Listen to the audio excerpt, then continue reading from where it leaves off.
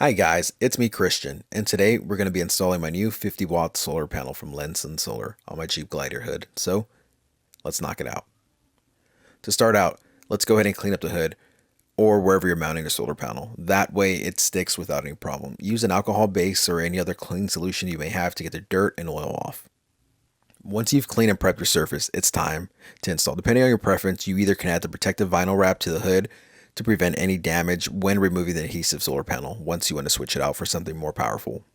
Once I find the proper mounting spot, I'll go ahead and start putting the adhesive straps that come along with the solar panel. I figured putting a bunch of adhesive on the solar panel and around wouldn't be a bad idea to make sure it sticks. Once it's all done, go ahead and remove the back of the adhesive to have it ready for mounting.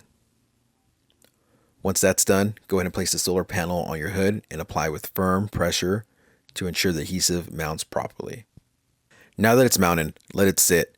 And while it's sitting, start connecting your solar panel to your controller and wherever you decide to power up. I personally went to my battery to make sure it's always charged at all times. And just wait for the sun to come out and you are done installing your LENSUN solar panel.